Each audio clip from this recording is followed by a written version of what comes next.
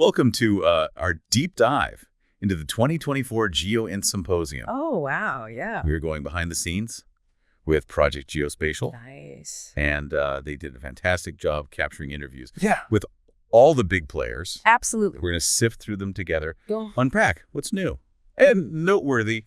You ready to explore the future of GEOINT? Absolutely. Yeah. Let's dive in. Project Geospatial always brings us the most insightful conversations from the symposium. This year was a whirlwind of cutting-edge technology. Hyperspectral imaging satellites, AI that can predict activities in North Korea. It's mind-blowing. Yeah, it's incredible. But instead of getting lost in the weeds, our mission for this deep dive is to zoom out and identify the big trends, those overlapping technologies that kept popping up in conversation after conversation. What were your initial impressions from the interviews? Honestly, it was a bit overwhelming at first. The sheer volume and diversity of the geospatial sector is incredible. But as I started listening, I noticed some distinct themes emerging, particularly around hyperspectral imaging. Yeah, that was definitely a buzzword. Orbital Sidekick, for example, couldn't contain their excitement about their Ghost constellation. They already have 5 satellites in orbit, capturing hyperspectral data in stunning detail. Yeah, and it's not just hype.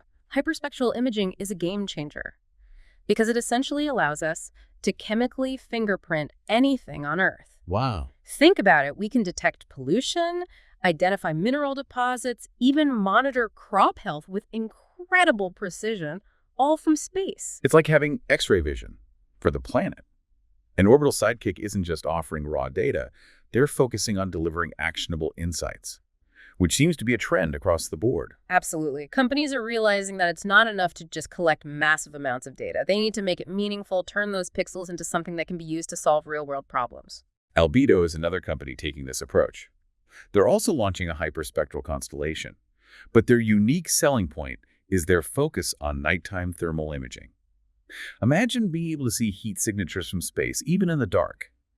They're boasting a revisit rate of 3 to 5 times per day, which opens up a whole new world of applications. Especially for monitoring things that change rapidly, like energy infrastructure or military deployments. It's fascinating to see how hyperspectral imaging is evolving beyond its traditional applications. Speaking of evolving, AI is another technology that's making waves in the GeoINT community. But we're not talking about basic image recognition anymore. We're seeing AI being used to generate truly insightful analysis. Exactly. Companies like SI Analytics are building AI models specifically trained on satellite imagery. Oh, wow. They can predict activities in North Korea, enhance low-resolution imagery, and extract valuable information that would be impossible for humans to discern. It's like having a team of superpowered analysts working around the clock. But building accurate AI models relies heavily on something most people don't think about: data labeling. That's where a company like Figure 8 Federal comes in. They specialize in labeling geospatial data to train those AI algorithms. Yeah, data labeling is often overlooked, but it's the foundation of any successful AI system. Without accurate labels, the AI can't learn effectively. Figure 8 Federal is even moving into sourcing geospatial data with their new product, Hydra, which could have big implications for the industry. So it's not just about building the AI models, it's about feeding them the right information. It's like teaching a child to read.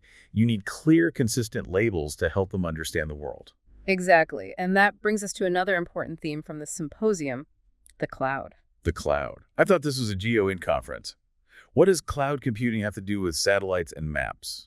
Well, it turns out that managing and analyzing all that geospatial data requires a lot of computing power and storage. That's where the cloud comes in. The panel discussion on IC cloud strategies highlighted the challenges and opportunities of moving to a multi-cloud environment. They were talking about things like portability, security, and cost. Yeah. Right? Those are pretty big concerns, especially for the intelligence community. Absolutely. Choosing a cloud provider isn't a decision to be taken lightly. It's a long-term commitment, and the wrong choice can have serious consequences. One of the panelists made a point that really stuck with me. They said the intelligence community needs to be as innovative in its business practices as it is in its technology adoption. It's not enough to have cutting-edge tools if you're still stuck with outdated processes. That's a great point. If your systems aren't designed for flexibility, migrating between cloud providers can become a logistical and financial nightmare. You end up wasting time and resources trying to make things work instead of focusing on your mission. And then there's the issue of cybersecurity. With all that sensitive data floating around in the cloud, you need to make sure it's protected. Exactly. And that leads us to another technology that's gaining traction in the GeoInt world: edge computing. Okay, now you're really losing me. What is edge computing and why should I care? Imagine you're a soldier in the field and you need real-time intelligence to make a critical decision. You can't afford to wait for data to be sent back to a central server and processed. Edge computing allows you to process that data right there on the edge where it's needed most. So it's about speed. Speed, security, and resilience. By processing data closer to the source, you reduce latency, minimize the risk of data breaches, and create a more robust system that can operate even when connections are unreliable. The NGA's GRN project is a good example of edge computing in action, right? Exactly. It's a deployable edge computing capability that's already being used in various regions around the world. It demonstrates the potential of this technology to revolutionize how we collect, analyze, and act upon geospatial information. It sounds like the GeoINT community is having to grapple with some pretty big questions right now. Cloud versus edge, data security, AI ethics. It's a lot to take in. Absolutely, but these are good problems to have. It means the field is evolving rapidly, pushing the boundaries of what's possible. And it's not just about the technology itself, it's about the impact it can have. The overarching theme of the symposium, Essential GeoINT, really drove that point home. Essential GeoINT. So what does that mean exactly? It means recognizing that GeoINT is no longer just a niche capability used by intelligence agencies. It's becoming essential across all domains: land, sea, air, and space. From national security to disaster response to environmental monitoring, GeoINT is playing an increasingly vital role in our world. And we saw that reflected in the diversity of companies present at the symposium. Unseen Labs, for example, is using satellites to detect radio frequency emissions, initially focusing on maritime domain awareness, but expanding into land, air, and space. RF monitoring is a powerful tool, especially in a world where so much activity is hidden from traditional sensors. Ships operating with their transponders off, illegal fishing operations, even covert military movements, RF monitoring can help us uncover those dark activities. It's like listening to the heartbeat of the planet. And it's not just about satellites anymore. Companies like Astra are leveraging ground-based sensors to detect water leakages and monitor soil moisture using L-band SAR. What's interesting about Astra is their ability to penetrate the ground with L-band SAR, giving them unique insights into subsurface conditions. This information is invaluable for everything from infrastructure management to agriculture. It's clear that the GeoINT community is buzzing with innovation. But amidst all this technology, it's important to remember the human element. Rick Millenbeck from NGA shared his inspiring story of transitioning from industry to government service, driven by his commitment to national security. Millenbeck's story is a reminder that behind all these technologies are dedicated individuals working tirelessly to make a difference. And his insights from his time in Silicon Valley are invaluable for bridging the gap between government and industry. His advice for those entering the GeoINT field resonated with me. Have a vision, add value, stay positive, and keep leaning in. It's a great reminder that success in this field requires more than just technical skills.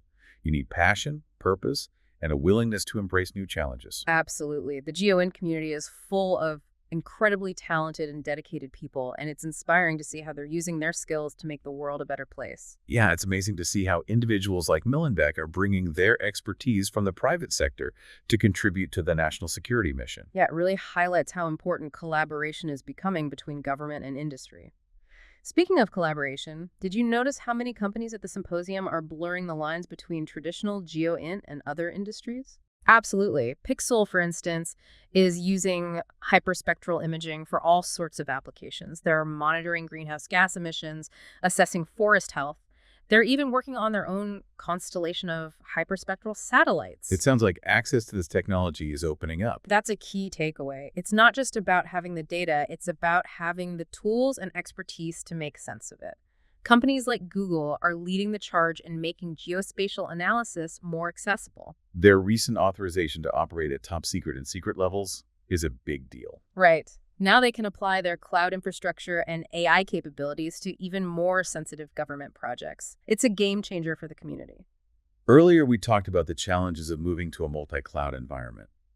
But I imagine there are also some exciting possibilities. There are. Companies like Equinix are stepping in to help organizations connect to multiple cloud providers seamlessly, building these hybrid architectures. So instead of being locked into one provider, they can pick and choose the best services for their needs. Exactly. And for organizations like the NGA that need to adapt quickly, that flexibility is essential. Of course, building a secure and reliable network to support all this is crucial too. And that's where companies like Equinix, with their global network of data centers, come in. Right. They provide that secure foundation for these hybrid cloud environments.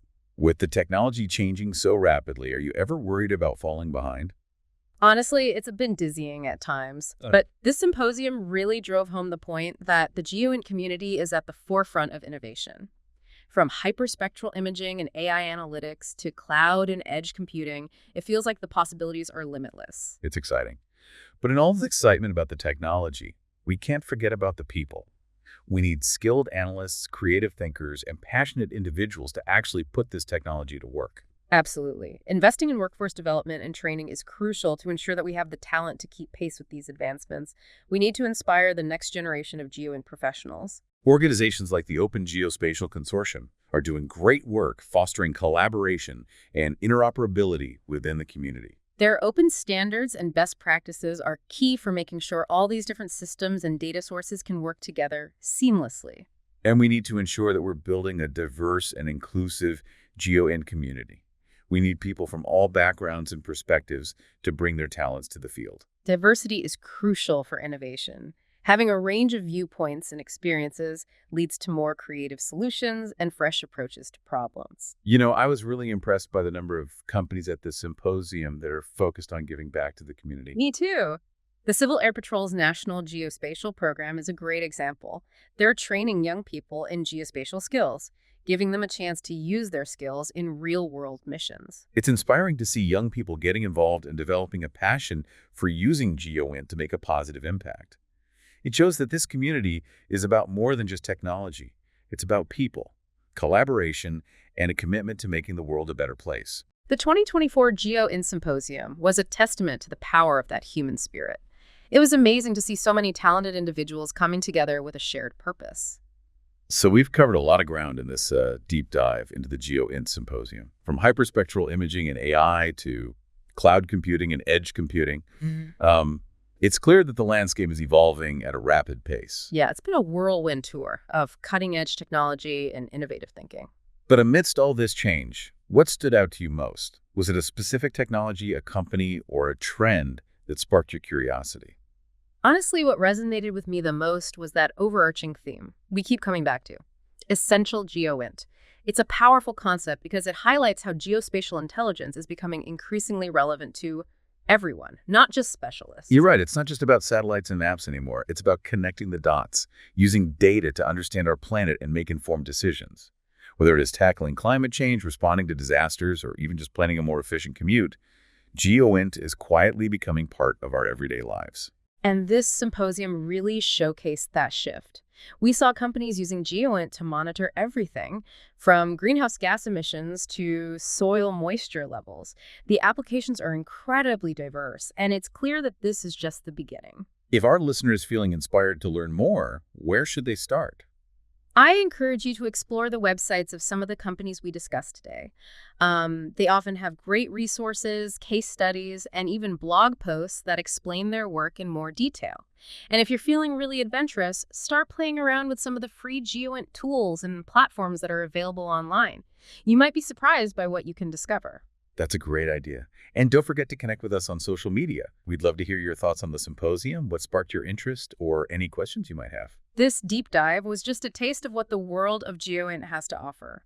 But the real learning begins when you start exploring on your own. Exactly. So stay curious, keep learning, and who knows, maybe we'll see you at the next GeoInt Symposium. Until then, happy exploring.